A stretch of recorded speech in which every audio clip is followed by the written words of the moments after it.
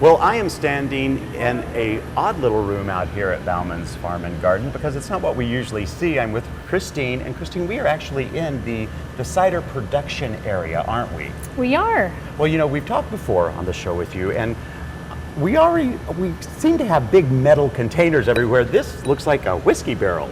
Tell me what's This going on one is here. actually a red wine barrel. Wow. And we have started doing some barrel aging of our best ciders. Wow.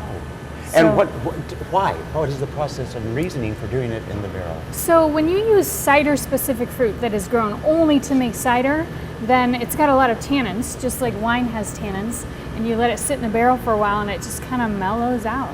Well, what is this we're going to taste? So these are English cider fruit, bittersweet fruit.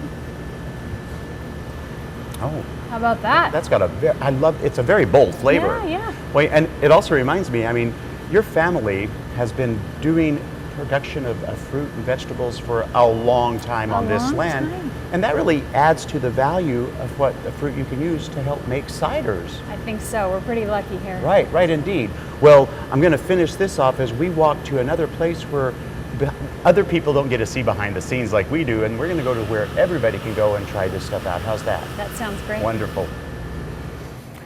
Okay, so now, Christine, we are actually in the store here at Bauman's, and we're in the place where you sell ciders. And this is the place where anybody can come to and tell me about how they can taste. What is it that you sell here specifically? Every day that we're open here on the farm, you can come here and you can get a glass of cider, you can get a growler of cider, you can get bottles of cider, you can do a taster flight of cider, and this is where we put on our experimental batches. Well, I've heard that. I've heard New that sometimes even the stuff that you're not for sure whether you're going to even do, you let people taste that. It's and how we make a figure choice. out what works. Right, wonderful. And then this weekend, today and tomorrow, there's something special going on. We're having our 4th annual cider festival Already, here on the farm. fourth one. Fourth one. I don't know how it happened.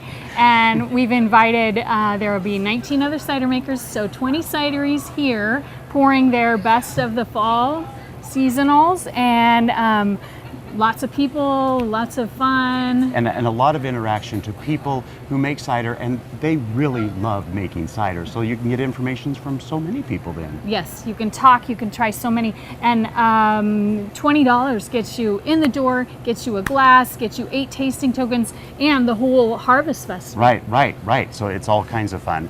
You know, it has been 14 years that we have been working here at Bauman's and putting them on Garden Time, and each time each company expands, they get more ideas, and the cider has turned into something delightful for so many people.